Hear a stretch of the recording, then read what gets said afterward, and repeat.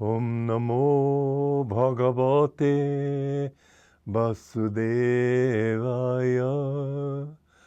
Om Namo Bhagavate Vasudevaya. Om, I bow to the Lord Vasudeva.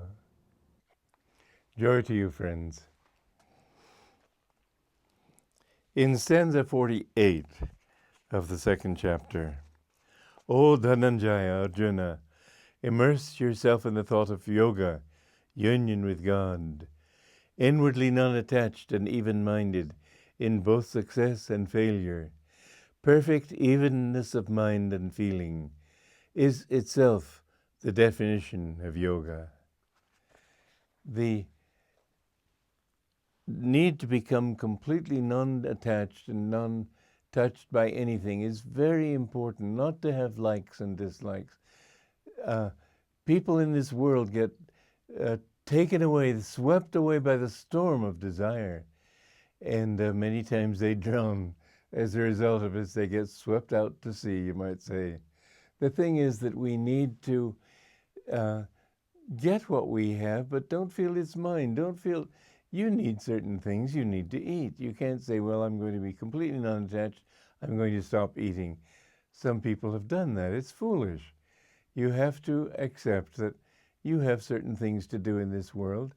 You might as well not feel that you can't buy anything, because that would be a sign of attachment. Buy it, but don't be attached. Do what you have to do. Don't be attached. In these ways, gradually, you sort of begin to shake off the shackles of Maya, but you won't get it by extremes. So moderation in all things, but not to have likes and dislikes, not to involve your feelings. That's the most important thing of all. The feelings are actually virtually, you might say, the definition of consciousness. To be able to reason the thing through, I've said this before, is not a sign of consciousness. The computers can do that, but computers will never have consciousness. Computers can figure out problems better than you can and faster than you can, but they won't do it consciously. It's a matter of just mathematical equations and so on. And nor will any computer ever be able to say, I feel this way. That thought of I is placed in every atom of creation by the fact that everything is a manifestation of the one self. When you merge into God, you still have that sense of self. That's why in the scriptures they write the S with a large S, a capital S. Whether they do it in Sanskrit, I can't say, but that's the way it is written in English. Self-realization is different with a large capital from self-realization with a small capital. Self-realization just means realizing your position in the world as an ego, your desires as an ego, your talents as an ego, your whatever you're able to do, self-actualization, you might say, or self-esteem. These are all good up to a point because they can help you to turn all your energies in one direction, most of your energies in one direction for a while. But they won't give you bliss, and they won't give you permanent success, because finally you don't like them. Whatever you get in this world, sooner or later you'll tire of it.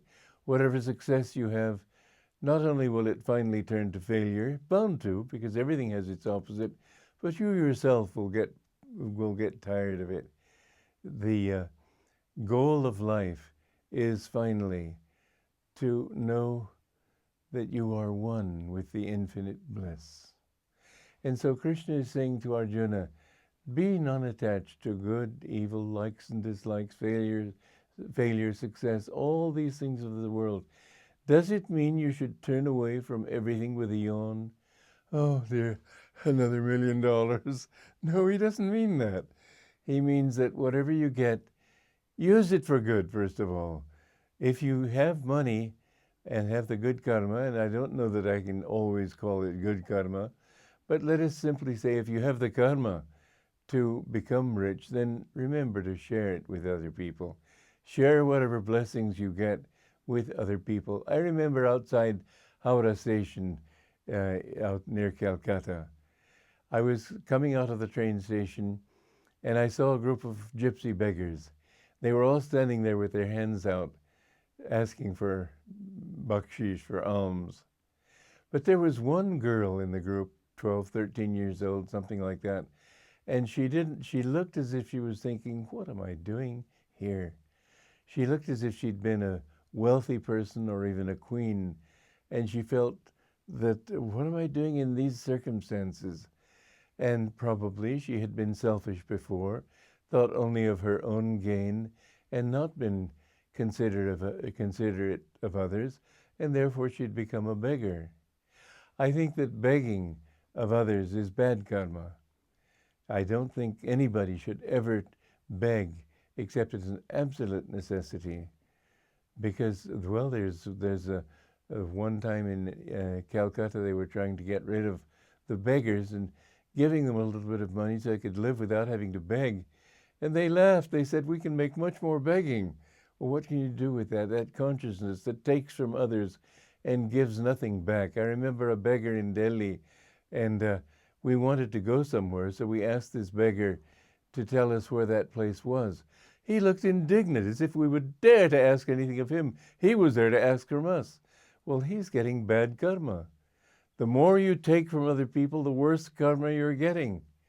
But the more you share with others, whatever it might be, there is a beautiful story of Tagore's, of how this man was a beggar, and he saw this chariot of the king coming, and he was so thrilled that maybe now I can get lots of money, and the chariot stopped in front of him, and he thought, oh, now I can get all my desires fulfilled. And he held his hand out, and the king said to him, what have you to give to me? And the beggar was so ashamed. He had a tiny little naya paisa in his pocket, a tiny little coin, and gave him a little grain of that, whatever it was. I think it was a grain of rice, actually, not money. Gave him a grain of rice. And then the end of that day, when he emptied his little pocket of whatever it was he'd gained, he saw that there was one tiny little grain of gold. And he thought, oh, if only I had given him everything I had.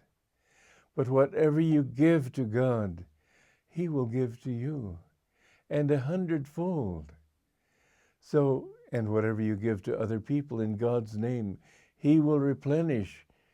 The more you give to others, the more you share with others, not foolishly, but intelligently. I've often noticed and thought about how movie actors in the early 30s in America were very generous with their money because they had so much they'd give it away freely, but to people who'd use it for wrong purposes, and they died in penury. I've realized from that it's important that when you give conscientiously, you give with a feeling that you're helping somebody and not hurting him with a superfluity of just money. And if you do give in the right spirit and give to God in the act of giving to others, you will find that he will take care of you, and you will attain that yoga. Yoga is, in fact, as Krishna says here, yoga is even that neutralization of all feelings. Of your mind is calm, your feelings are calm. That is yoga. You don't have to attain something outside yourself. You become that. Yoga means union. Union of the lower self with the higher self. Joy to you.